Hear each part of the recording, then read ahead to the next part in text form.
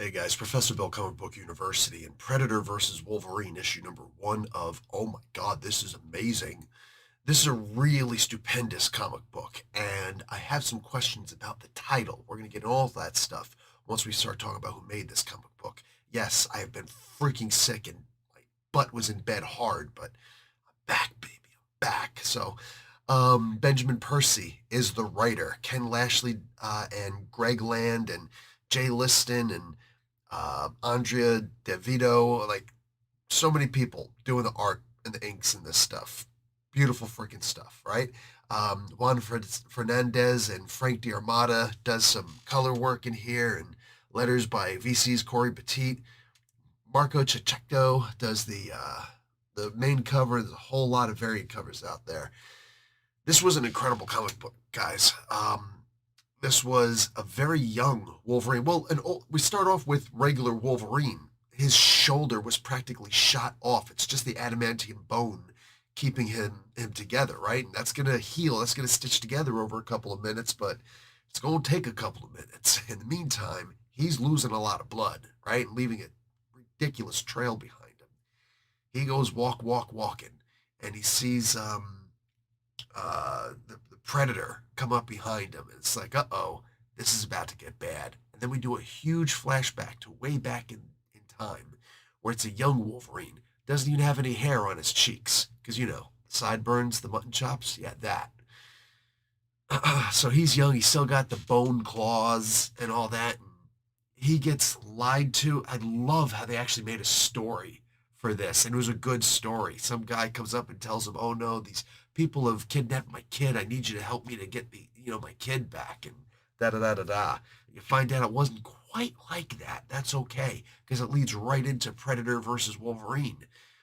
Um, what do you call it? Wolverine gets a good, slice on him. Predator should have dropped, but he's just a little bit tougher than that. It's so funny. There's some people who practice certain techniques and whatnot from certain styles where it's like, oh, just hit him in the throat and then do something like this and oh, hit him in the nuts and da da da da da da. There are some people who are simply built a lot tougher. You know what I'm saying? There are just some people who are built a lot tougher. Um, it's happened where people have gotten kicked in the nuts and they're still standing there like they're stunned for a brief moment. If you ain't got that killer attitude to take them down, they still coming at you. And that's exactly what this predator did. He got his throat sliced and he still went at Wolverine just enough so that Wolverine couldn't deliver that killing blow. I don't think Wolverine had quite the heart in him to kill the predator, just cold blood, stone cold kill him like that. But I'll tell you what, I bet you this is where a lot of his killing energies came from. Anyway, so Predator goes and stabs him through the chest, and they both realize that they're tougher than they look. But this is the young Wolverine. Now, we don't know exactly what happened with this, but what we do know is that eventually somebody kills Predator, and then another Predator comes down to finish that hunt. Whew, I got chills. This was actually really good. Guys, I wasn't happy with Ed Brisson's Predator story. It is what it is, and that's no real slight on Brisson. I mean, I think Brisson is an amazing writer. I just went out and bought something from him recently. The Ballad of Sang. I'm gonna have to check this out because this actually is a graphic novel that I bought. Looks really good, but I found it. I'm just like, ooh, Brisson. I love me some Brisson, but I didn't like that one story. It's okay. My hopes were built up really high because we were waiting so long for another Predator comic book to come out ever since they got taken away just stripped away from Dark Horse, right? So why is this thing so high? Anyway, so seeing this was, seeing that it just, I don't know, it didn't live up to my expectations, but I know my expectations were high. This one I had no expectations, and Benjamin Percy killed it because and a lot of us, a lot of the comic book community guys that I talk to, and gals, were just like, I don't think Benjamin Percy likes Wolverine because he's always punking his ass out, you know? I know he's writing his stories and doing all this other stuff, but does he actually like Wolverine? Doesn't seem like it, did that podcast thing, the audiobook. I don't know. I'm not seeing it. But in this, whatever it is, this was really good. Chill out, Bagel. You can't be in this video.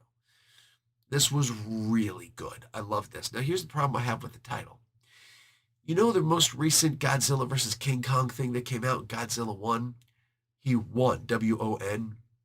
My sinuses are crap right now. So, what the heck was it? There was I think it was in Technicolor, way back in the day, the original battle, which was King Kong versus Godzilla. King Kong won. Oh, he shouldn't have. He shouldn't have.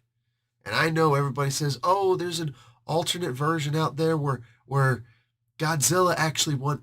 There's actually not. That's one of those Mandela effect things. You look for it. It doesn't exist. It's not true. They say they never made that. I believe them. You know what I'm saying? Everybody's like, nope. I thought there was, but I guess I was wrong. I thought there was too. I could have sworn I saw one. I could have sworn I saw one where Godzilla won. But at the end of the day, it must have just been like dreams that we had because we were pissed off because there's no way that a big flammable ape is going to fight a fire-breathing dragon and win. It just doesn't make sense. But you notice the titles. When King Kong's name was first, he won. When Godzilla's name was first, he won. This is an epic battle of that proportion, and I don't see it saying Wolverine versus the Predator. Is this something we should look forward to in the future? Guys, my apologies for the video being so late. It is what it is. Hey, please don't forget to check out my Kickstarter. There's only a couple days left. I'm so sick. I did not get to advertise this the way that I wanted to, and it sucks. It's really looking like it's not going to take off, which is really going to bite because there's a lot more that I wanted to do. I'll still do more things, but we'll see what happens. In the meantime, yeah, that's really frustrating that it didn't take off, but I made it too cheap. I know that I made it too cheap, and it shows that I made it too cheap. There are people who get funded with far fewer backers than I did, but a lot of you guys backed the project, and I absolutely adore and love you guys to death for having that much confidence in me. If you do want to try and help me out a little bit, go out and go to the Kickstarter page. There is a flyer. I have them all in my car now, but there's a flyer that has a QR code on there that'll bring people directly to my site. If you can go to your local hobby shop and just say, can I please leave this here? The greatest comic book reviewer in the world wrote a book on riddles, and I would like to leave this here so that Dungeons & Dragons players can look at this and just go, wow, that's awesome. And it's not just D&D, it's fantasy, all fantasy RPGs, all of them. It's a good riddle book. Anyway, if you could do that, and if you take a picture of you leaving that book there, this thing gets funded. I'm going to send you the first 25 pages of my next book, which is actually already written. I just have to fine-tune it. It's a book all about traps for fantasy role-playing games. So anyway, guys, love and peace. I appreciate you so much. This is a really good book. Make sure you check this out. And I'm talking about both of the books I'm talking about here, my book and this book. I'll talk to you later. Professor Bill, Comic Book University. Class dismissed.